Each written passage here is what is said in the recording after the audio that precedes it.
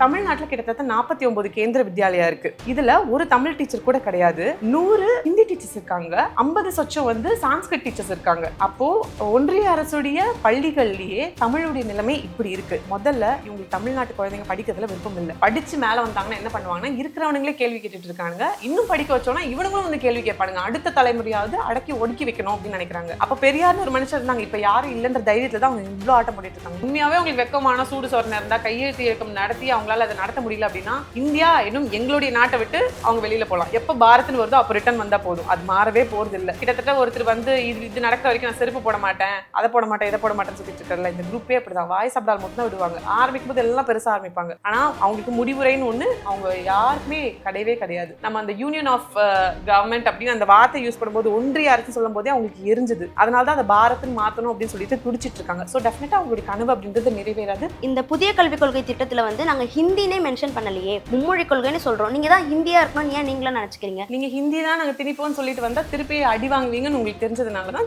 இப்ப வந்து மும்மொழி கொள்கை அப்படின்ற ஒரு போர்வையை போத்திட்டு வரீங்க. இது மறு வச்சுட்டு வர மாதிரிதான், மாறு வேஷத்துல வராங்க. வேற எந்த டிஃபரன்ஸுமே கிடையாது. ஹிந்தி திணிப்ப இன்னொரு தடவை தமிழ்நாட்டுக்குள்ள கொண்டு வந்தா இன்னொரு புரட்சி வெடிக்கும்னு தெரிஞ்சதுனால தான் இது நவீன ஹிந்தி திணிப்பா தான் நாங்க பாக்குறோம். தொலைநோக்கு பார்வையால இது ஹிந்தி திணிக்கக்கூடிய சூழ்ச்சின்னு நினைக்கிறீங்களா? நிச்சயமா. ஏன்னா தமிழ் மாதிரியான மொழிக்கு 60 கோடி நீங்க ஆராய்ச்சி ஒதுக்குறீங்க. உலகத்துல இல்லாத சமஸ்கிருதத்துக்கு 2020 நீங்க 600 கோடி ஒதுக்குறீங்க அப்படின்னா அப்போ இல்லாத உனக்காக ஏன் இத்தனை கோடி செலவு பண்ணும்? அப்போ உங்களுக்கு மக்களை விட உயிரை விட புழக்கத்துல இல்லாத ஒரு சான்ஸ்கிரிட்டுக்கு உங்களால 600 கோடி ஒதுக்க முடியும்னா அப்போ உங்க திட்டம் என்ன? அப்போ உங்களுக்கு சப்போர்ட் பண்ணாத தமிழ்நாட்டு மக்கள் இருந்தா என்ன செத்தா என்னன்ற நிலைமையில தானே நீங்க எங்களை பாக்குறீங்க. மும்மொழி கொள்கைக்கு ஒத்துக்கிட்டா மட்டும்தான் உங்களுக்கான கல்வித்தொகையை வந்து நாங்க கொடுப்போம் அப்படின்னு டிமாண்ட் பண்றாங்க, பிளாக்மெயில் பண்றாங்க. கல்வியும் மருத்துவமும் மக்களுக்கு கிடைக்க வேண்டிய அடிப்படையான ஒரு விஷயம். தமிழ்நாடை பொறுத்த வரைக்கும் அது எல்லாமே சரியான பாதையில போயிட்டு இருக்கு அப்படின்றப்போ எங்கடா இவங்க செக் வைக்கிறதுன்னு பாக்குறாங்க, ஏதாவது ஒரு பிரச்சனை கிளப்புன்னு பாக்குறாங்க. அதனால கல்வியிலையும் சுகாதாரத்தையும் இப்ப நீட்ல கை வச்சவங்க அடுத்து எங்க வராங்கன்னா பசங்க படிக்கிறதுல வந்து கை வைக்கிறாங்க. நேர்த்திரை நேயர்களுக்கு வணக்கம். இன்று நம்மோடு இணைந்திருப்பவர் டிஎம்கேவோட ஐடி விங்கின் துணை செயலாளர் பத்மபிரியா அவர்கள் இணைஞ்சிருக்காங்க. வணக்கம் மேம். வணக்கம் மேம். சமீபத்தில் பார்த்தீங்கன்னா பிரக்யாராஜ் நதிகள் வந்து குளிக்கிறதுக்கு தகுதியற்றது அப்படின்னு மத்திய மாசு கட்டுப்பாட்டு வாரியம் வந்து சொல்லியிருக்கு. ஆனால் அங்கே தான் போய் மக்கள் கும்பமேளால வந்து நீராடிட்டு வர்றதை பார்க்க முடியுது. இது எப்படி பார்க்குறீங்க? இல்லை, தண்ணி சுகாதாரமா இல்லை அப்படின்றது வந்து எப்படி அதை சீர்படுத்தணும் அப்படின்றது வந்து அந்த அரசுடைய கைகளில் இருக்கு. ஆனால் தெய்வங்களோடவும் மற்ற விஷயங்களோடையும் ஒப்பிட்டு தெய்வத்தின் பேரால் வந்து மக்களை பாலிடிக்ஸ்க்காக மட்டும் ரீச் பண்ணக்கூடிய இந்த மாதிரியான குரூப்ஸ் வந்து இன்னமும் அதை புனிதப்படுத்திட்டு தான் இருக்குது. அது அசுத்தமாக இருக்குது. மக்கள் வந்து கொஞ்சம் அதுலேருந்து கொஞ்சம் தள்ளி வச்சுட்டு அதை சரி பண்ணுறதுக்கு என்ன பண்ணணுமோ அதை பண்ணிட்டு நெக்ஸ்ட் ஸ்டெப் எடுக்கலாம். இல்லை அது புனிதமான நீர் தான், நீங்கள் அதில் குளிக்கலாம்னு சொல்லிட்டு இன்னும் அதை என்கரேஜ் பண்ணுறது அப்படின்றது இன்னைக்கு ட்ரால் கண்டென்ட்டாக மாறி இருக்கு. மக்களே சொல்கிறாங்க முதல்ல நீ அதை ஒரு வாரம் குடிச்சிட்டு இருந்தால் அப்புறம் பார்க்கலாம் அப்படின்னு சொல்கிற அளவுக்கு மாறி இருக்கு. ஆமாம், ஊபி முதல்வர் வந்து அதை குளிக்கிறதுக்கு தகுதி இல்லை, நீங்கள் வந்து பொய்யா சொல்லாதீங்க, அது குடிக்கிறதுக்கு கூட ஓகே இருக்குன்ற மாதிரி சொல்லி மக்களே இப்ப என்ன ரிக்வெஸ்டேஷன் வைக்கிறாங்க அப்படின்னு பாத்தீங்கன்னா நீங்க ஒரு வாரம் மட்டும் அதுல இருக்க தண்ணி வந்து ஒரு கிளாஸ் டெய்லி குடிங்களேன், நீங்க என்ன ஆகுறீங்கன்னு பார்த்துட்டு அப்புறம் முடிவு பண்ணலாம்னு கேலி பண்ற அளவுக்கு இன்னைக்கு பாஜக அரசாங்கம் அப்படின்றது இந்தியா முழுக்க வந்து இந்த மாதிரியான அவப்பெயர்களை வந்து எடுத்துட்டு இருக்கு. ஸோ சுற்றுச்சூழல் மட்டும் இல்ல, மக்களுடைய நலனிலையும் அவங்களுக்கு அக்கறை இல்லை. கடவுளின் பெயரை சொல்லி இன்னமும் அவர்களெல்லாம் வந்து முட்டாள்படுத்தணும் அப்படின்ற ஒரு முயற்சியில் ஈடுபட்டு இருக்காங்க. அது மக்கள்கிட்ட இப்போ ஈடுபடல. ஏன்னா சோஷியல் மீடியா இன்னும் எக்ஸாஜரேட் பண்ணி காட்ட ஆரம்பிச்சிருச்சு. மத்திய கல்வி அமைச்சர் தர்மேந்திர பிரதான் அவர்கள் இருக்காங்க இல்லையா, அவங்க வந்து நீங்க தமிழ்நாட்டு மக்கள் வந்து பிஎம் ஸ்ரீ அந்த இதுல இணைஞ்சாதான் உங்களுக்கு வந்து நிதி தருவேன் அப்படின்ற மாதிரி சொல்லியிருக்காரு. இதை வந்து எப்படி பாக்குறீங்க? மாண்புமிகு பள்ளிக்கல்வித்துறை அமைச்சர் அன்பில் மகேஷ் பொய்யாமொழி அவர்களே வந்து இதுக்கான விளக்கத்தை வந்து ஓப்பன் ஸ்டேஜ்ல வந்து மக்களுக்கும் தமிழ்நாடுக்கும் வந்து எடுத்துரைக்கிற மாதிரி தமிழ்நாடு ரெப்ரசென்ட் பண்ணி ஒரு விஷயம் சொல்லியிருக்காரு. பிஎம் ஸ்ரீக்கும் நீங்க தமிழ்நாடு அப்படின்ற மாநிலத்துக்கு கல்விக்காக ஒதுக்குற நிதிக்கும் சுத்தமா சம்பந்தம் கிடையாது. இந்த நிதி அப்படின்றது பிஎம் ஸ்ரீ ஃபண்டுக்காக நீங்க ஒதுக்குற நிதி கிடையாது. நம்ம வரி பணம் கட்டுறதுல அந்த ₹1 29 பைசான்றது வருது இல்லை, அந்த 29 பைசால எஜுகேஷனுக்கான ஃபண்டு, ஹெல்த்துக்கான ஃபண்டு, எல்லாத்துக்கான ஃபண்டுமே வந்து இருக்கு. அப்படின்றப்போ கல்விக்காக ஒவ்வொரு மாநிலத்துக்கும் ஒன்றிய அரசுக்கு நாம கட்டுற டாக்ஸை ரிட்டர்ன் கொடுக்க வேண்டியது கல்விக்காக ஒதுக்கப்பட வேண்டியது. அதுல குறிப்பிட்ட இந்த ஒரு செக்டார்ல பிஎம் ஸ்ரீக்கு வந்து நீங்க இதை ஒத்துக்கிட்டாதான், மும்மொழி கொள்கைக்கு ஒத்துக்கிட்டா மட்டும்தான் உங்களுக்கான கல்வித்தொகையை வந்து நாங்க கொடுப்போம் அப்படின்னு டிமாண்ட் பண்றாங்க, பிளாக்மெயில் பண்றாங்க. கல்வியும் மருத்துவமும் மக்களுக்கு கிடைக்க வேண்டிய அடிப்படையான ஒரு விஷயம். தமிழ்நாடை பொறுத்த வரைக்கும் அது எல்லாமே சரியான பாதையில போயிட்டு இருக்கு அப்படின்றப்போ எங்கடா இவங்க செக் வைக்கிறதுன்னு பாக்குறாங்க, ஏதாவது ஒரு பிரச்சனை கிளப்புன்னு பாக்குறாங்க. அதனால கல்வியிலையும் சுகாதாரத்திலையும் இப்ப நீட்ல கை வச்சவங்க அடுத்து எங்க வராங்கன்னா பசங்க படிக்கிறதுல வந்து கை வைக்கிறாங்க. இன்னைக்கு உலகம் முழுக்க டாப் சிஇஓஸா எல்லா இடத்துலையும் இருக்கிறது பார்த்தீங்கன்னா தமிழர்கள் தான் இருக்காங்க. இதே அவங்க நிராகரிக்கணும்னு நினைக்கிற இருமொழி கொள்கையில படிச்சுட்டு போனவங்க தான் இன்னைக்கு உலகத்தை ஆளக்கூடிய ஒரு இடத்துல இருக்காங்க. அப்படின்றப்போ நம்மளுடைய மாணவர்களுடைய கல்வியில கல்வியில வந்து கை வைக்கிறதுக்கான ஒரு விஷயமா தான் வந்து ஒன்றிய அரசுடைய இந்த கல்வி அமைச்சர் அப்படின்றது ஈடுபட்டிருக்காங்க. ரொம்ப தெளிவா வந்து நம்ம அமைச்சரும் சரி, நம்மளுடைய மாண்பு முதல்வரும் சரி, பிஎம் ஸ்ரீக்காக ஒதுக்கப்படுற ஃபண்டை வந்து நாங்க கேட்கல. எங்களுக்கு நாங்க கொடுக்குற வரி பணத்துல இருந்து நீங்க எங்க மாநிலத்துக்கு திருப்பி கொடுக்க வேண்டிய காசை தான் கேட்கிறோம். இதை வச்சு இதை டிமாண்ட் பண்ணி இதை ஒரு அரசியல் ஆக்காதீங்க அப்படின்னு சொல்லி ரொம்ப கிளியராகவே ஸ்டேட்மெண்ட் கொடுத்திருக்காங்க. இது பற்றி மாநில பாஜகவோட தலைவர் வந்து என்ன சொல்லியிருக்காங்க அப்படின்னா, இருமொழி கொள்கை வந்து எப்போ தோல்வி அடைஞ்சிருச்சு, ஏன் டிஎம்கே வந்து இன்னுமே அதையே சொல்லிக்கிட்டு இருக்கீங்க அப்படின்ற ஒரு கேள்வி வைக்கிறாங்க. எப்படி அவர் பாக்குறீங்க? வந்து ஒவ்வொன்னுத்தையுமே அரசியல் படுத்திட்டு இருக்காரு.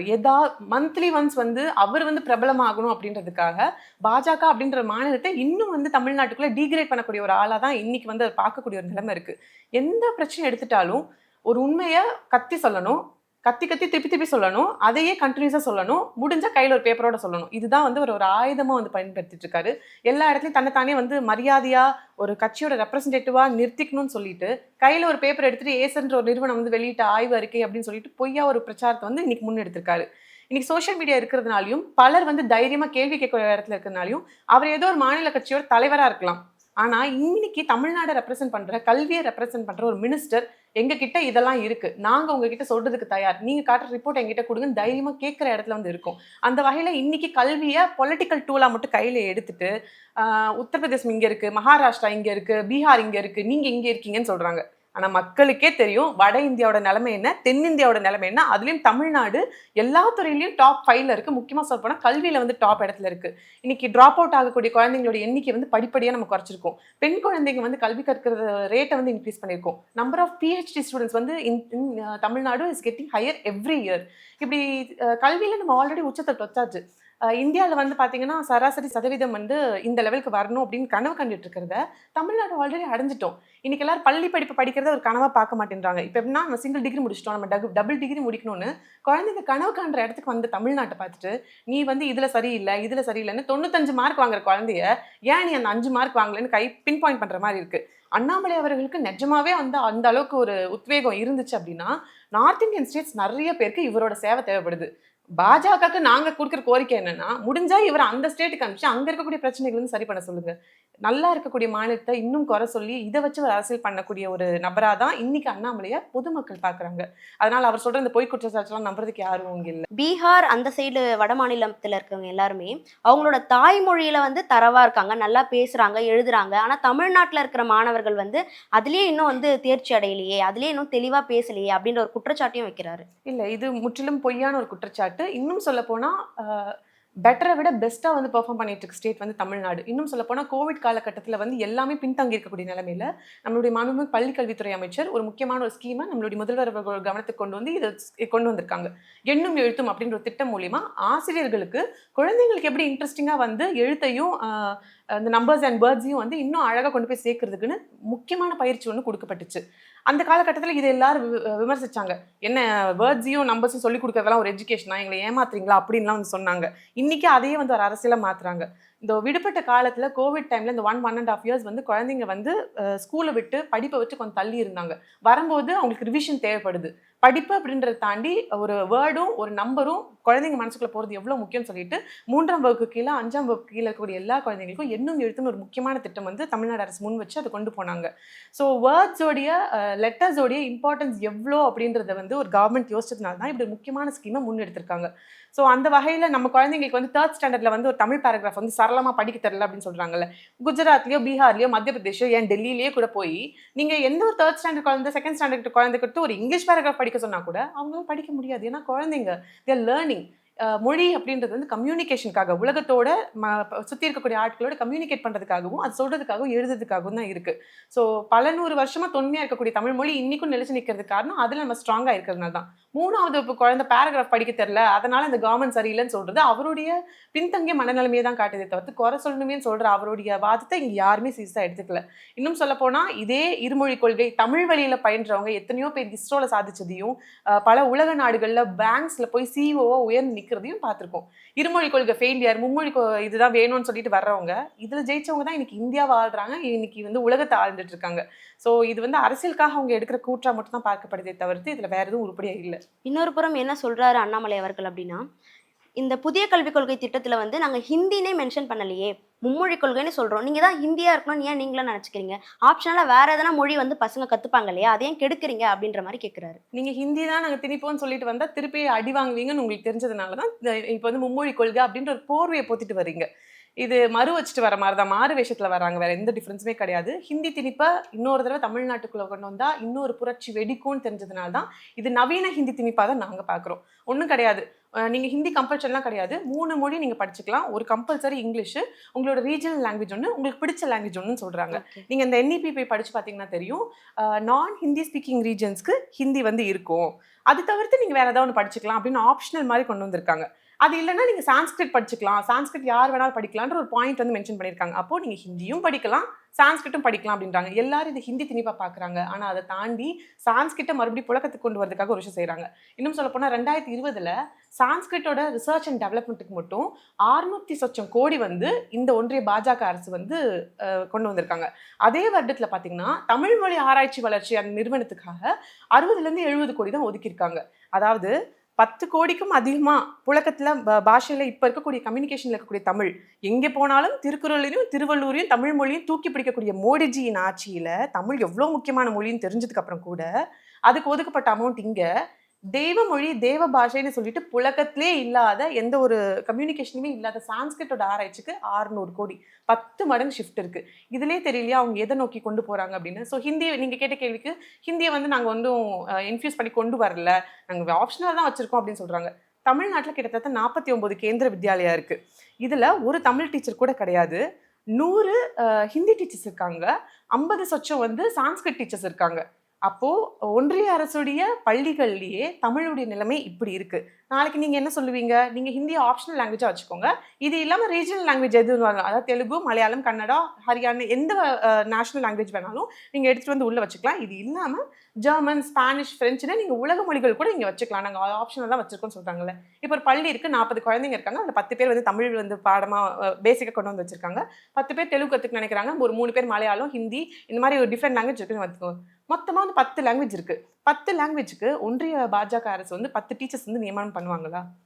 ஸோ இந்தியாவில் இருக்கக்கூடிய எல்லா மாநிலத்திலையும் இருக்கக்கூடிய நம்பர் ஆஃப் ஸ்கூல்ஸை விட தமிழ்நாட்டில் இருக்கக்கூடிய நம்பர் ஆஃப் கவர்மெண்ட் ஸ்கூல்ஸோட எண்ணிக்கை அப்படின்றது அதிகம். அப்போ அத்தனை ஸ்கூலுக்கும் இன்டூ மினிமம் 10 டீச்சர்ஸ் போட்டால் அத்தனை பேருக்கு முதல்ல அவங்களால சம்பளம் கொடுக்க முடியுமா?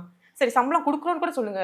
அப்படின்னா இது வரைக்கும் நீங்கள் எங்களுக்கு நிலுவையில் நிறுத்திருக்க ஃபண்டை முதல்ல கொடுங்க, அதுக்கப்புறமா நீங்கள் அந்த வேலையெல்லாம் பார்க்கலாம் அப்படின்னு சொல்கிறாங்க. முதல்ல இங்கே ஒரு செட்டப்பே கிடையாது. இல்லாத செட்டப்புக்கு அவங்க டீச்சர்ஸ் கொடுக்குறேன்னு சொல்கிறாங்க. இப்போ அப்புறம் என்ன தெரியுமா சொல்லுவாங்க? நீங்கள் எல்லா ஸ்கூல்லையும் வந்து மேக்ஸிமம் லாங்குவேஜ் வந்து ஹிந்தி தான் சூஸ் பண்ணியிருக்காங்க, அதனால எல்லா ஸ்கூல்லையும் நாங்கள் ஹிந்தி கொண்டு வரோன்னு மறைமுகமா ஹிந்தியை இம்போஸ் பண்ற இந்த ஒரு வேலையை தான் முன்னாடியே நாங்க தெரிஞ்சு வச்சுக்கிட்டு இப்ப கத்துறோம். எல்லாரும் கேட்குறாங்க, அந்த திட்டம் வந்து வரதுக்கு முன்னாடியே ஏன் நீங்க ஹிந்தியை இம்போஸ் பண்றீங்க, ஏன் ஒரு மொழியை வந்து விரட்டி அடிக்கிறீங்க அப்படின்னு கேட்குறாங்க. நீட்டையும் இந்த மாதிரி தான் மறைமுகமா கொண்டு வராங்க, ஹிந்தியும் இந்த மாதிரி தான் மறைமுகமா கொண்டு வராங்க. இப்பவே நாங்க முழிச்சுக்கல அப்படின்னா இப்பத்துல இருந்து இன்னொரு 10-20 வருஷத்துல ராஜஸ்தானோட நிலைமை எப்படி மாறிச்சோ, அன்னைக்கு வந்து ஹிந்தியை ராஜஸ்தான்ல இம்போஸ் பண்ணும்போது யாரும் அதை பெருசா கண்டுக்கல. இன்னைக்கு ராஜஸ்தானி பேசக்கூடிய மக்கள் வந்து குறைஞ்சிட்டாங்க, ஹிந்தி பேசக்கூடிய மக்கள் வந்து அதிகமாயிட்டாங்க. இவங்களுடைய டார்கெட் அப்படின்றது RSS சித்தாந்தம். இன்னைக்கே அதை செயல்படுத்தணும்னு அவங்களுக்கு அவசியமே கிடையாது. 10 வருஷம் 20 வருஷம் 50 வருஷம் 100 வருஷம் அவங்க வெயிட் பண்ணி அவங்களோட ப்ரொபகண்டாவை பரப்புறதுக்கு தே ஆர் ரெடி.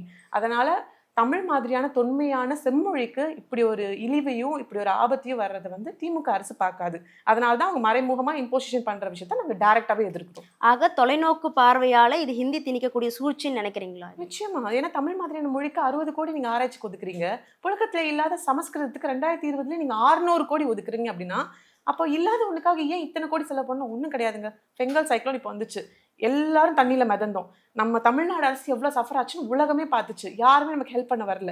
நம்ம ஏற்பட்ட அந்த பிரச்சனைக்கு வந்து 1.5 கோடி மக்கள் வந்து பாதிக்கப்பட்டாங்க. நிறைய கிலோமீட்டர்ஸ் ஆஃப் ரோடு, பாலங்கள் எல்லாம் காலி ஆயிடுச்சு. டோட்டல் தமிழ்நாடு சம்பிச்சு போச்சு. 2000 கோடி தற்காலிக நிதியா எங்களுக்கு வேணும், அது இல்லாம எங்களுக்கு அதிகமா தேவைப்படுது. நம்ம தமிழ்நாடு முதலமைச்சர் தமிழக மக்களுக்காக ஒரு கோரிக்கை வச்சாங்க. அவங்க அமிச்சது 900 crores சம்திங் தான். அதுல கிட்டத்தட்ட 490 crores வந்து நம்ம விவசாயிகளுக்கே கொடுத்துட்டோம். நம்ம கேட்டது 2000 கோடி, அவங்க கொடுத்தது 900 crores. அதுல விவசாயிகளுக்கு மட்டுமே நம்ம 500 கோடி கொடுத்துருக்கோம். ஒண்ணுமே புழக்கத்துல இல்லாத சான்ஸ்கிரிட்டுக்கு சும்மா 600 கோடி அவங்களால கொடுக்க முடிஞ்சது. இத்தனை கோடி மக்கள் வாழ்ந்துட்டு இருக்காங்க, சம்பிச்சு பெங்கல் கையில நம்ம தனியா நின்னோம். நம்ம கேட்ட 2000 கோடி அவங்களால தர முடியல. அப்போ உங்களுக்கு மக்களை விட உயிரை விட புழக்கத்துல இல்லாத ஒரு சான்ஸ்கிரிட்டுக்கு உங்களால 600 கோடி ஒதுக்க முடியும்னா அப்போ உங்க திட்டம் என்ன? அப்போ உங்களுக்கு சப்போர்ட் பண்ணாத தமிழ்நாடு தமிழ்நாட்டு மக்கள் இருந்தா என்ன செத்தா என்னன்ற நிலைமையில தானே நீங்க எங்களை பாக்குறீங்க. இன்னொரு விஷயம் அண்ணாமலை அவர்கள் சொல்றது என்ன அப்படின்னா, நீங்க ஒன்றிய அரசோட பள்ளிகள்ல தமிழ் கட்டாயம் இல்லைன்னு கேட்கறது ஓகே, நாங்க ஏத்துக்கிறோம்.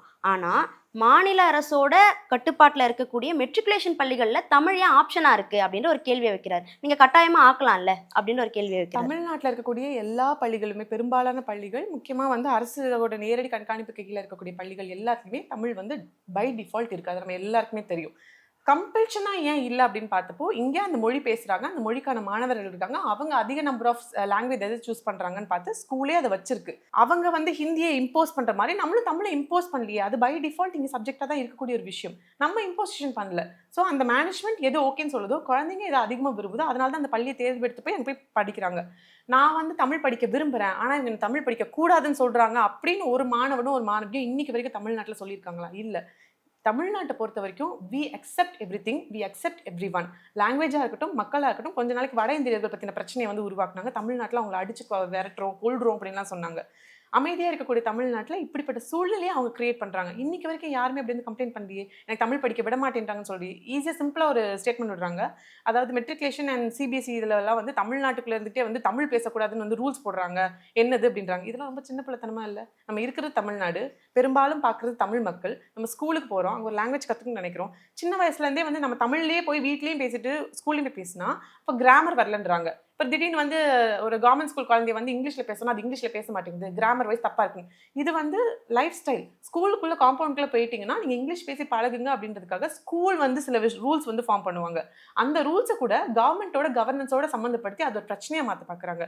தமிழ்நாட்டில் வாழ்ந்துட்டு தமிழ் மக்களோட புழக்கத்தில் இருந்துட்டு தமிழ் அப்படின்றது நமக்கு சரளமாக பேசக்கூடிய ஒரு லாங்குவேஜ். ஆனால் இங்கிலீஷ் அது வந்து டோட்டலாக ஒரு அதையுமே அவங்க எப்படி சொல்ல வராங்க அப்படின்னா ஒரு திணிப்பு மாதிரி சொல்ற மாதிரி தான் இருக்கு. ஏன் வந்து அங்க வந்து தமிழே பேசக்கூடாதுன்னு சொல்றாங்க, ஏன் அங்க இங்கிலீஷ்ல தான் பேசணும்னு சொல்றாங்க. எங்க அப்பா அம்மா வந்து எங்க அப்பா அம்மா முதல்ல படிச்சு முடிக்கல, ஸ்கூல் படிச்சு முடிக்கல. இப்போ என்ன இங்கிலீஷ் பேச சொன்னீங்கன்னா I can communicate well in English. அது ஏன் நடந்தது அப்படின்னா என் ஸ்கூல் வந்து எனக்குன்னு ஒரு சிஸ்டம் கிரியேட் பண்ணி என்னை இங்கிலீஷில் பேச ட்ரெயின் பண்ணதுனால I can speak in English. இதே நிலைமை எல்லா குழந்தைங்களுக்கும் இருக்கா? முதல்ல இவங்களுக்கு தமிழ்நாட்டு குழந்தைங்க படிக்கிறதுல விருப்பம் இல்லை. படிச்சு மேலே வந்தாங்கன்னா என்ன பண்ணுவாங்கன்னா இருக்கிறவனுங்களே கேள்வி கேட்டுட்டு இருக்காங்க. இன்னும் படிக்க வச்சோன்னா இவனுங்களும் வந்து கேள்வி கேட்பானுங்க. அடுத்த தலைமுறையாவது அடக்கி ஒடுக்கி வைக்கணும் அப்படின்னு நினைக்கிறாங்க. அப்போ பெரியார்னு ஒரு மனுஷர் இருந்தாங்க, இப்போ யாரும் இல்லைன்ற தைரியத்தில் தான் அவங்க இவ்வளோ ஆட்டம் போட்டுட்டு இருக்காங்க. இன்னைக்கு முத்துவேல் கருணாநிதி ஸ்டாலின் எனும் தமிழகத்தின் முதல்வர் எல்லாருக்கும் தன் அப்பா தாத்தான்னு பிரகடனப்படுத்தக்கூடிய ஒரு தலைவர் இருக்கிறதுனால இன்னைக்கு இவ்வளோ ஸ்டெப் எடுத்து முன்னெடுத்து நிற்கிறோம். இங்கிலீஷ் பேசக்கூடிய சூழ்நிலை இல்லாத ஒரு பேக்ரவுண்ட்லேருந்து வரக்கூடிய குழந்தை ஸ்கூலில் இப்படி ஒரு சிஸ்டம் இல்லைன்னா, கொஞ்சம் ஸ்ட்ரிக்டாக இல்லைன்னா எப்படி இங்கிலீஷ் பேச ஆரம்பிக்கும்? ஆப்வியஸ்லி அதுக்காக ஸ்கூலில் ஒரு சிஸ்டம் கொண்டு வந்திருக்காங்க. அப்படின்றப்போ நீ வந்து தமிழ்நாட்டுக்குள் இருந்துட்டு ஆங்கிலம் பேசுவதை கட்டாயம் சொல்றதே தப்புன்னு அப்படின்னு பேசிட்டு இருந்தா முட்டாள் வந்து நீங்க தான், வேற யாருமே கிடையாது. அந்த குழந்தைங்க அந்த parents they are okay with it. Tamil speaking ஸ்டேட்ல இருந்துக்கிட்டு இங்கிலீஷ் மாதிரியான ஒரு வேற ஒரு லாங்குவேஜை வந்து கத்துக்கிறதுக்கு இது ஒரு வழி, அவ்வளவுதான். மற்றபடி நீ வாழ்நாள் முழுக்க தமிழே பேசக்கூடாதுன்னா இங்க யாருமே சொல்லலையே. ஸோ இது பிரச்சனையே இல்லை, ஆனா பிரச்சனையா காட்டுறாங்க. இப்போ இந்த கொள்கைக்கு வந்து தமிழக மக்கள் கோலம் போட்டு எதிர்ப்பு தெரிவிக்கிறத பார்க்க முடியுது. இல்லை இந்தி வந்து எங்களுக்கு வேண்டாம், தமிழை வந்து நாங்கள் போதும் அப்படின்ற மாதிரி கோலம் போட்டு வரவேற்கிறாங்க தமிழை, ஹிந்தியை வந்து எதிர்க்கிறாங்க. அப்படியே வடநாட்டுக்கு போனீங்கன்னா அங்கே ரயில் பெட்டிகளில் வந்து வடநாட்டு மக்கள் அதை உடைச்சி அதை வந்து நாசமாக்கி உள்ளே போகிறத பார்க்க முடியுது. இந்த வேறுபாடை எப்படி பார்க்குறீங்க? தமிழ் மக்கள் வந்து எது சரி அப்படின்றத மாதிரி இருக்காங்கன்னு சொல்கிறீங்க, ஆப்போசிட்ல அங்கே பார்த்தீங்கன்னா இவங்க வந்து இப்படி பண்ணிட்டு இருக்கிறத பார்க்க முடியுது. இதுக்கான வேறுபாடு என்னவா இருக்கும்? காரணம் என்னன்னு நினைக்கிறீங்க? இது வந்து ஒரு கல்ச்சரல் பிஹேவியர் ப்ளஸ் தலைவர்கள் எப்படிப்பட்ட ஒரு சமுதாயத்தை உருவாக்குறாங்கன்றதுக்கு ஒரு பெஸ்ட் எக்ஸாம்பிள். இப்போ நீங்கள் கேட்ட அதே கொஸ்டின் மாதிரி தான் இன்னைக்கு தமிழ்நாட்டில் ஒரு பள்ளியோட கல்லூரியோட நிலைமை எப்படி இருக்குன்னு தெரியும். இன்றைக்கும் அந்த மேனேஜ்மெண்ட்டை பார்த்தா, டீச்சர்ஸை பார்த்தா நமக்குள்ள இருக்க மாதிரியா இருக்கும். 10 அடி நின்று தள்ளி பேசுறது இதெல்லாம் பார்க்குறோம். ஆனால் சோஷியல் மீடியாவில் இன்னைக்கு பாருங்களேன், காவி துண்டு அணிஞ்சுக்கிட்டு தலையில டர்பன்லாம் கட்டிக்கிட்டு டீச்சர்ஸை ரேக் பண்ணுறது, கதவை உடச்சிட்டு வந்து கிளாஸ் ரூம்குள்ளே போகிறது, இப்படிப்பட்ட நிறைய நார்த் இந்தியன் ஸ்டூடெண்ட்ஸ் பிஹேவியரை வந்து இப்போ நம்மளால பார்க்க முடியுது. நம்ம ஸ்டூடெண்ட்ஸ் அப்படி இல்லை, அவங்க ஸ்டூடெண்ட்ஸ் அப்படி இருக்காங்க. நீங்கள் கேட்குற மாதிரி இன்னைக்கு வந்து நமக்கு ஒரு அண்டர்சர்வ்ட் கோர்ஸில் போகிறோம்னு வச்சுக்கோங்க, அந்த ரிசர்வேஷன் பெட்டியில் போகிறோம்னு வச்சுக்கோங்க, நம்ம ரிசர்வ்டு பெட்டிக்குள்ள போகிறதுக்கே வந்து தயங்குவோம். எங்களை நம்மளை பார்த்தா எதை சொல்லிடுவாங்களோ அப்படின்ற தயக்கம் நமக்குள்ள இருக்குது. ஏன்னா கல்ச்சரல் பிஹேவியர் நம்மக்கிட்ட இருக்குது. எது சரி எது தப்பு, எதை பண்ணால் மக்கள் நம்மளை சரியாக பார்ப்பாங்க, இந்த மாதிரி இருக்குது. நார்த் இந்தியன்ஸ் பொறுத்த வரைக்கும் என்னன்னா, அவங்க லீடர்ஸே வந்து அந்த மாதிரியான விஷயங்களை வந்து ப்ரொமோட் பண்ணுற ஒரு இடத்துக்கு வராங்க. விவசாயிகள் போராட்டம் நடத்துறாங்க, நீங்கள் அவங்க மேலே கார் விட்டு டிராக்டர் விட்டு ஏற்றி கொள்றீங்க. அப்படிப்பட்ட ஆட்கள் இருக்காங்க. இன்னொரு பக்கம் கிரிக்கெட்டு மற்ற எல்லா இடத்துலையும் தலைவர்களாக இருக்கக்கூடியவங்க பாலியல் குற்றச்சாட்டுக்கு ஈடுபடுறாங்க. அன்னைக்கு அத்லெட்டில் கோல்டு மெடல் வாங்கின பெண்கள் வந்து டெல்லியில் உட்காந்து போராடுறாங்க. அது எல்லாரும் உட்காந்து வேடிக்கை பார்க்குறாங்க. இந்த மாதிரி ஒரு நிலைமை தமிழ்நாட்டில் இருந்தால் நம்ம யாரும் சும்மா இருப்போமா? நம்ம தெருவில் நடந்தா கூட நம்ம வந்து கொதிச்செல்வோம். இன்னைக்கு தலைவர்கள் சின்ன குழந்தை தனக்கு வந்து முகமாற்று அறுவை சிகிச்சை வேணும் அப்படின்னு சொல்லிட்டு ஒரு வீடியோ சும்மா போட்டா, அதை பார்த்து முதல்வர் உடனே வந்து ஹெல்த் மினிஸ்டருக்கு கால் பண்ணி உங்களை ஃபாலோ பண்ண வச்சு அந்த குழந்தை இன்னைக்கு மாத்தி அவர் லைஃபே மாத்திருக்காங்க. Every small thing matters. இதுதானே அப்படின்னு தமிழ்நாட்டுல எந்த ஒரு விஷயத்தையும் யாருமே அப்படி ஈஸியா போக விடல. Not just DMK, beat any party in Tamil Nadu. நம்ம எல்லாத்தையுமே வந்து ஒரு ப்ராப்பரான ஒரு கம்யூனிட்டிக்குள்ள வச்சு மெயின்டைன் பண்றோம். மக்கள் எதை பார்த்து அப்படி மாறுவாங்க அப்படின்னா, நம்ம தலைவர்கள் எப்படி ரியாக்ட் பண்றாங்க, அவங்கள நம்ம எப்படி நடத்துறாங்க அப்படின்றத பார்த்து அந்த இது மாறுது. ஸோ மக்களுக்கு வந்து தலைமுறையா தான் அதை வந்து இன்ஃப்யூஸ் பண்ண முடியும். நம்ம மக்கள் இன்னைக்கு ஒழுங்கா இருக்காங்கன்னா, இங்க ஆண்ட கட்சிகளும் சரி, ஆளும் கட்சிகளும் சரி, நம்மளுடைய தலைவர்களும் சரி, நமக்கு இதுதான் சரியான பாதைன்னு கத்துக் கொடுத்தாங்க. 2வது முக்கியமான விஷயம், உங்களுக்கு ஒரு தேவை இருக்கு. அந்த தேவைக்கான பொருள் இங்க இருந்திருந்தா, நீங்க அப்படி பிஹேவ் பண்ணிருக்கணும்னு அவசியம் இல்ல. இங்க எல்லாமே சரியா நடக்குது அப்படின்னா, மக்களுக்கு என்ன தேவையோ அது சரிவர அந்தந்த டைம்ல கிடைக்கிறதுக்கு இன்னைக்கு அரசு இவ்ளோ விஷயம் செஞ்சுட்டு இருக்கிறதுனால நமக்கு ஈஸியா கிடைக்குது. பால் வேணுமா, பஸ் வேணுமா, இல்ல அடுத்து உனக்கு வேலை வேணுமா, எல்லாமே அடுத்தடுத்து அந்தந்த இதுல நடந்துட்டு இருக்கு. ஆனா வட மாநிலத்துல அப்படி கிடையாது. அவங்களுக்கு கல்வி இல்ல, சுகாதாரம் இல்ல. இன்னைக்கும் வந்து நியூட்ரிஷனல் மால் டிஃபிஷியன்சினால நிறைய குழந்தைங்க இறக்குறாங்க. பிரசவிக்கும் போது நிறைய தாய்மார்கள் இறந்து போறாங்க. செக்ஷுவல் அசால்ட் நடக்குது. இந்த மாதிரி நிறைய பிரச்சனை, தொட்ட துறையெல்லாம் பிரச்சனை நார்த் இந்தியன் நடக்குது. அதனால தான் அவங்க ஊரை காலி பண்ணிட்டு நம்ம ஊருக்கு வர்ற நிலைமை வந்து நம்மளால இங்க பார்க்க முடியுது. அடுத்த மாநிலத்திலிருந்து வரக்கூடிய மக்களை கூட நம்ம அரவணைச்சு வளர்க்குறோம். அவங்களோட குழந்தைங்க இன்னைக்கு நம்ம தமிழ்நாடு அரசு பள்ளிகள்ல வந்து படிக்கிறாங்க. அவங்க மொழியும் சேர்த்து வளர்த்துட்டு தமிழும் சேர்த்து நம்ம இன்னைக்கு கற்றுக் கொடுக்குற நிலைமையில வந்திருக்கோம். ஸோ ரெண்டுத்துக்குமான டிஃபரன்ஸ் எதுவாக பார்க்குறேன்னா, நம்ம ஆளக்கூடிய தலைவர்கள், நம்ம ஒட்டுமொத்த கம்யூனிட்டி ஒன்னா சேர்ந்து ஒர்க் பண்ணால் மட்டும்தான் இது நடக்கும். இன்னைக்கு தமிழ்நாடு செக்யூர்டா இருக்கு அப்படின்னா, திராவிட கட்சிகள் மட்டும் இல்ல, மக்களுடைய ஒத்துழைப்பும் காரணம். மக்கள் வந்து தேர்ந்தெடுத்ததுனால தான் இன்னைக்கு ஒரு திராவிட மாடல் முதல்வர் வந்து ஆட்சி பண்ற இடத்துல இருக்காரு. So people wants it, people are working for it. And அதனால தான் இன்னைக்கு ஒரு கவர்மெண்ட் வந்து ப்ராப்பரான ஒரு ஸ்டேட் வந்து முன்னெடுத்திருக்கு. நீட் மாதிரியான நிறைய பிரச்சனைக்கு இன்னைக்கு தமிழ்நாடு தான் முதல் குரல் எழுப்புது. சொத்து பிரச்சனையா, நீட்டு பிரச்சனையா, எந்த பிரச்சனையா இருந்தாலும் முதல் குரல் தமிழ்நாட்டுல இருந்து போகுது. டெல்லி மாணவர்களுக்கு பிரச்சனை கூட நம்ம முதல்வர் வந்து முதல்ல வாய்ஸ் அவுட் பண்றாரு. தமிழ்நாடு முன்னாடி நிக்கவே கேரளா, வெஸ்ட் பெங்கால் மாதிரி மற்ற மாநிலங்கள் நம்ம கூடவே சேர்ந்து ஒரே அணியா வந்து மாறுறோம். ஸோ நல்ல தலைமை வேணும், அந்த நல்ல தலைமை அக்செப்ட் பண்ணக்கூடிய மக்களும் வேணும். அது ரெண்டுமே தமிழ்நாட்டில் இருக்கு. கல்விக்கான பிரச்சனைகளை தான் நம்ம பேசிக்கிட்டு இருக்கோம். அதே வகையில பார்த்தோம்னா, கல்வி நிலையங்கள்ல இன்னைக்கு அதிகப்படியான அபியூஸ்கள் நடக்கிறத நம்ம பார்க்குறோம். அதுக்கான காரணம் என்னன்னு நினைக்கிறீங்க? ஏன்னா படித்தவர்கள் இதை பண்ண மாட்டாங்க அப்படின்ற ஒரு பிம்பம் இருந்தது. ஆனா இன்னைக்கு ஆசிரியர்களே அவங்களோட மாணவர்களை வந்து வன்கொடுமைக்கு ஆளாக்குறாங்க அப்படின்ற செய்திகள்லாம் வருதுங்க. ஸோ இது வந்து பார்த்தீங்கன்னா, குறிப்பிட்ட ஒரு மாநிலத்தோட இல்லை குறிப்பிட்ட ஒரு கம்யூனிட்டியோட பிரச்சனை கிடையாது. இது ஒட்டுமொத்த உலகத்துடைய பிரச்சனை. இங்கே வந்து 2 பாலார்ன்ற தாண்டி 3 பாலார் 4 பாலார் வரைக்கும் வந்துட்டோம். ஸோ இது வந்து கம்யூனிட்டியாக நம்ம வந்து மாற்றிக்க வேண்டிய விஷயமே தவிர்த்து, ஃபார் இன்ஸ்டன்ஸ் விமனா இதை பார்த்துட்டு இருக்க எல்லாருக்குமே தெரியும், சின்ன ஸ்கூலில் ஆரம்பித்து காலேஜில் ஆரம்பித்து ஒர்க் ஸ்பேஸ்லேருந்து சில பேருக்கு வீட்டிலே கூட செக்ஷுவல் ஹராஸ்மெண்ட் நடக்குது. வேர்பலி செக்ஷுவல் ஹராஸ்மெண்ட் நடக்குது. நிறைய பேர் வந்து அம்மாவை வச்சு தப்பா பேசுறது, பொண்டாட்டியை வச்சு தப்பா பேசுறது, தங்கச்சி வச்சு தப்பா பேசுறத இன்னைக்கு ஒரு சாதாரண டேர்ம்ஸா மாத்திட்டாங்க. முன்னாடிலாம் அதெல்லாம் ரொம்ப மோசமான வார்த்தை, 2 ஊரே அடிச்சுக்கிற அளவுக்கு ஒரு பெரிய விஷயமா மாறி. ஆனா இன்னைக்கு அதை ரொம்ப நார்மலைஸ் பண்ணிட்டாங்க. ஸோ பெண்களுக்கு நடக்கக்கூடிய செக்ஷுவல் ஹராஸ்மெண்ட்டோ இல்ல அபியூஸோ வந்து தேர்ட் பர்சன்னால தான் நடக்கணும்னு அவசியம் இல்லை. நம்ம ஹஸ்பண்ட்னாலையோ, நம்ம ஃபாதர்னாலையோ, நம்ம அங்கிள்னாலையோ யாருனால கூட நடக்கலாம். இப்போ பெண்கள் அந்த அளவுக்கு ஸ்ட்ராங்கா இருக்கணும், நம்ம கம்யூனிட்டியே மொத்தமாக டெவலப் ஆகணும். இப்போ நீங்க கேட்ட கேள்விக்கு டீச்சர்ஸ் இப்படி பிஹேவ் பண்றாங்க, ஹெச்எம் அப்படி நடந்துட்டாங்க, இல்லை தெரிஞ்சவங்க கூட படிக்கிற ஆண் நண்பர்களே வந்து ஒரு பெண்ணை கூட்டிட்டு போய் ரேப் பண்ற விஷயம், இது எல்லாமே நடக்குது இல்லை. இது வந்து ஆண் சமூகம் பெண் சமூகம்க்கு நடக்கக்கூடிய பல நூற்றுக்கணக்கான வருஷங்களுக்கு முன்னாடி ராஜாக்கள் காலத்திலேருந்தே இருக்கக்கூடிய ஒரு விஷயம். ஆனா எந்த அளவுக்கு நம்ம அதை செக்யூர்டா மாத்திருக்கோம் அப்படின்றதுல தான் நாம எப்படிப்பட்ட தலைமையில இருக்கோம், எப்படி ஆட்சி நடந்துட்டு இருக்குன்னு. அப்படி பார்த்தீங்கன்னா இந்தியா முழுக்க வந்து சேஃபஸ்ட் சிட்டியில் வந்து நம்மளுடைய மாநிலத்தை சேர்ந்த சிட்டியும் வந்து ரேங்கிங்கில் ஃபர்ஸ்ட் வந்திருக்கு. ஸோ இந்த அளவுக்கு நம்ம மாறி இருக்கோம் அப்படின்னா கம்யூனிட்டியாக நம்ம எல்லாம் சேர்ந்து ஒர்க் பண்ண தான் நடந்தது. இது குறிப்பிட்ட ஒரு கட்சினாலேயோ ஒரு ஆட்சினாலேயோ நடக்கக்கூடிய ஒரு விஷயமே கிடையாது. இன்னும் சொல்ல போனால் இன்னும் பெண்கள் சார்ந்து சப்போர்ட் பண்ணுற நிறைய பேருக்கு அரப் கண்ட்ரிஸ் மாதிரி இன்று நடு ரோட்டில் நிற்க வச்சு சுடணும், தூக்கில் தொங்க விடணும் அப்படின்னு தண்டனைகள் வந்து அதிகமானா குற்றம் குறையுன்ற பார்வையும் இன்னைக்கு வந்து நம்மளுடைய மாண்புமிகு தமிழக முதலமைச்சர் வந்து பொறுப்பேற்ற பிறகு ரீசெண்டா வந்து நம்ம அசம்பிளில கூட இதுக்கான விஷயங்கள்லாம் வந்து ஏற்றப்பட்டுச்சு. இன்னும் வந்து ரேப் பண்ணா, முக்கியமா வந்து குழந்தைகளுக்கு, சின்ன குழந்தைங்களுக்கு இந்த மாதிரியான அசால்ட் நடந்துச்சு அப்படின்னா அவங்களோட தண்டனைகளை வந்து அதிகப்படுத்தியிருக்கோம், பிணை வந்து கிடைக்காத அளவுக்கு மாத்திருக்கோம். ஸோ படிப்படியாக தான் அதோட சேஞ்சஸ் வந்து நடக்கும். இன்னைக்கு நம்ம மாண்புமிகு பள்ளிக்கல்வித்துறை அமைச்சர் வந்து போற இடங்கள்லாம் ஒரு டிஷர்ட் போட ஆரம்பிச்சிருக்காரு. எத்தனை பேர் அதை நோட்டீஸ் பண்ணிருப்பாங்க தெரியல. வெள்ளை வேட்டி வெள்ளை சட்டையில சுத்திட்டு இருந்த மனுஷன் இன்னைக்கு கருப்பு கலர் டிஷர்ட் போட்டுட்டு அந்த டிஷர்ட் பின்னாடி 14417 அப்படின்னு சொல்லிட்டு ஒரு டோல் ஃப்ரீ நம்பரை வச்சு சுத்திட்டு இருக்காரு. இந்தியாவில் எந்த மாநிலத்தில் எந்த எஜுகேஷன் மினிஸ்டர் இந்த மாதிரி ஒரு இனிஷியேட்டிவ் எடுத்தான்னு தெரியல. இந்த சமுதாயத்துக்கு, இந்த சமூகத்துக்கு, இந்த தலைமுறைக்கு எப்படி வந்து ஒரு இன்ஃபர்மேஷன் வந்து கடத்தினா அவங்களுக்கு போய் சேருமோ அதை இன்னைக்கு ஒரு கல்வித்துறை அமைச்சர் வந்து செஞ்சுட்டு இருக்காரு. அந்த டோல் ஃப்ரீ நம்பரை வந்து நம்ம வந்து காண்டாக்ட் பண்ணலாம். Being a student, being a teacher, எனக்கு ஸ்கூல் எஜுகேஷன் சார்ந்து ஏதாவது ப்ராப்ளம் இருக்கு அப்படின்னா அந்த நம்பருக்கு காண்டாக்ட் பண்ணி நீங்க இன்ஃபர்மேஷன் சொல்லிட்டா போதும், அதுக்கு ஒரு டிக்கெட் ரைஸ் ஆகும். அன்டில் அன்லெஸ் அந்த டிக்கெட்டை வந்து அந்த கவர்மெண்ட் சைட்ல சால்வ் பண்ற வரைக்கும் அந்த ப்ராப்ளம் வந்து நோட்டிஃபை ஆகிட்டே இருக்கும். ஸோ கண்டிப்பா ஸ்கூல் எஜுகேஷன் அதுக்கு ஒரு முயற்சி எடுப்பாங்க. இன்னைக்கு நமக்கு ஏதாவது ப்ராப்ளம் அப்படின்னா டீச்சர்ஸ் கிட்ட சொல்லலாம்னு நினைக்கிறோம். சில மனித மிருகங்கள் ஆசிரியரின் போர்வையில தப்பு பண்றாங்க, இல்லைன்னு சொல்லல. ஆனா அது அந்த துறையில மட்டும் நடக்கல, எல்லா துறையிலும் நடக்குது. ஆனா இன்னைக்கு ஒரு துறையோட அமைச்சர், ஒரு முதல்வர் இன்னைக்கு வந்து 14417 அப்படின்ற நம்பருக்கு யார் வேணாலும் கால் பண்ணி நீங்க ப்ராப்ளம் ரெஜிஸ்டர் பண்ணலாம், அந்த ப்ராப்ளம்க்கு உடனே நடவடிக்கை எடுக்கப்படும்னு சொல்லிட்டு தனியா ஒரு வார் ரூம் ஒன்று மெயின்டைன் பண்ணி இதை இஷ்யூவை சால்வ் பண்ணிட்டு இருக்காங்க. இந்த இஷ்யூ இன்னும் மேல மேல வரும்போது நம்ம மினிஸ்டர் என்ன பண்ணிட்டாரு, அதுக்கு ஒரு டிஷர்ட் போட்டு அவரே வந்து ஒரு பிராண்ட் அம்பாசிடர் மாதிரி இன்னைக்கு எல்லா இடங்களையும், எல்லா முக்கியமான அரசு நிகழ்ச்சிகளையும், இன்னும் சொல்ல போனா அடுத்த கட்டமா ஆசிரியர்கள் கூட கொடுக்கலான்ற ஒரு பேச்சு போயிட்டு இருக்குமா நான் கேள்விப்பட்டேன். அப்படிலாம் நடந்தா எனக்கு செக்ஷுவல் அசால்ட் நடக்குது, எங்க அப்பாவே பண்றாரு, என் அண்ணனே பண்றான், இல்லை கூட படிக்கிற ஃப்ரெண்ட் என்ன இப்படி பண்றான் அப்படின்றப்போ நான் அந்த நம்பருக்கு கால் பண்ணி சொல்லலாம். என்னோட ஐடென்டிட்டியும் மற்ற எதுவுமே வெளில போகாது. இது ஒவ்வொன்றும் சின்ன சின்ன ஒரு ஸ்டெப்பு மட்டும்தான். இன்னைக்கே இது மாறிடுமா, நாளைக்கே மாறிடுமா கேட்டா 100 வருஷம் கழிச்சு கூட கண்டிப்பா நம்ம செக்ஷுவல் அசால்ட் பத்தி, ஹராஸ்மெண்ட் பத்தி பெண்களா நம்ம பேசிட்டு தான் இருக்க போறோம்.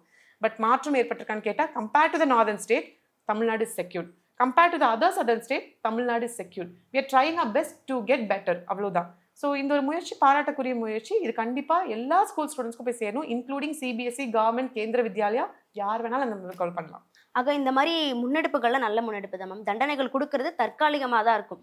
ஆக உளவியல் ரீதியா அது மாற்றம் வந்தால்தான் இதை தடுக்க முடியும்னு சொல்லுவாங்க. நிச்சயம் நிச்சயம். Okay ma'am. இறுதியா என்ன கேள்வி அப்படின்னா, இந்தியா அப்படிங்கிற பேரை பாரத் அப்படின்னு மாத்தணும் அப்படின்னு சொல்லி ஆர்எஸ்எஸ்ல இருக்கிறவங்க வலியுறுத்தி இருக்காங்க. மேலும் என்ன சொல்றாங்கன்னா, நாங்க இதுக்காக கையெழுத்து இயக்கம் நடத்தி இதுக்காக மக்களை வந்து திரட்ட போறோம் அப்படின்னு சொல்லியிருக்காங்க. இதை எப்படி பாக்குறீங்க? அவங்க புதுசு புதுசா ஏதாவது வித்தை காட்டணும்னு நினைப்பாங்க. இதெல்லாம் பழைய வித்தை, இதெல்லாம் நாங்களே முன்னாடி ஃபாலோ பண்ணிட்டோம், எங்களுக்கு நீட் வேணாம்னு சொல்லிட்டு நாங்க 10 லட்சம் கையெழுத்தை வாங்கி நாங்க அமிச்சோம், அதுக்கே வந்து இன்னும் பிரசிடென்ட் ஆஃப் இந்தியா வந்து பதில் சொல்லல அப்படின்றப்போ இவங்க பண்ற இந்த டூமாங்கோலி வேலைக்கெல்லாம் வந்து மக்கள் வந்து செவி சாய்ப்பாங்கன்னு எனக்கு தோணல. கையெழுத்து தானே எந்த போட்டுக்கொண்டு யார் வேணாலும் போட்டு கொடுத்துடலாம்.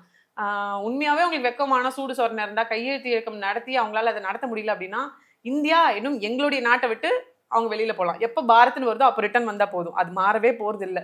கிட்டத்தட்ட ஒருத்தர் வந்து இது நடக்கிற வரைக்கும் நான் செருப்பு போட மாட்டேன், அதை போட மாட்டேன், இதை போட மாட்டேன்னு சுத்திட்டு இருக்கல. இந்த குரூப்பே அப்படிதான், வாய் சாப்பிடால் மட்டும் தான் விடுவாங்க. ஆரம்பிக்கும் போது எல்லாம் பெருசா ஆரம்பிப்பாங்க. ஆனா அவங்களுக்கு முடிவுரைன்னு ஒண்ணு அவங்க யாருக்குமே கிடையவே கிடையாது. ஸோ லாங் டைம் அஜெண்டா வச்சு வேற ஒரு விஷயத்த பின்னிறுத்தி முன்னோக்கி வேற விஷயத்தை கொண்டு வராங்க. சமஸ்கிருதத்தை பரப்புறதுக்காக ஹிந்தியை தூக்கிட்டு இன்னைக்கு முன்னு வராங்க. ஹிந்தி இந்த ஸ்டேட்டுக்குள்ள நுழையாதுன்னு தெரிஞ்சுக்கிட்டு மும்மொழி கொள்கை மூலியமா வராங்க. ஸோ மாறுவேஷத்துக்கு மேல மாறுவேஷத்துக்கு மேல மாறுவேஷம் அவங்க போடுறாங்க. அப்படின்றப்போ பாரத் அப்படின்ற அவங்களுடைய கனவு வந்து கண்டிப்பா நிறைவேறாம தான் போகுது. தமிழ்நாட்டு மக்களும் அதை ஒத்துக்க போறது கிடையாது. இந்தியால இனம், மொழி, உரிமையை பத்தி பேசக்கூடிய எந்த ஒரு நல்ல மனிதரும் இந்த மாதிரியான ஒரு செயலை வந்து டெஃபினட்டா ஒத்துக்க மாட்டாங்க. இந்தியா அப்படிங்கிறது யூனியன் ஆஃப் ஸ்டேட் மட்டும்தானே தவிர்த்து சிங்கிள் கண்ட்ரி கிடையாது அப்படின்றத வந்து நம்ம அந்த யூனியன் ஆஃப் கவர்மெண்ட் அப்படின்னு அந்த வார்த்தை யூஸ் பண்ணும்போது, ஒன்றிய அரசு சொல்லும் போதே அவங்களுக்கு எரிஞ்சுது. அதனாலதான் அதை பாரத்னு மாத்தணும் அப்படின்னு சொல்லிட்டு துடிச்சிட்டு இருக்காங்க. ஸோ டெஃபினட்டா அவங்களுடைய கனவு அப்படின்றது நிறைவேறாது. இந்திய மக்கள் அதை நிறைவேற விட மாட்டாங்க. இவ்வளவு நேரம் நீர்த்திரையோடு பல கருத்துக்கள் பகிர்ந்துக்கிட்டீங்க. நன்றி மேம். நன்றி.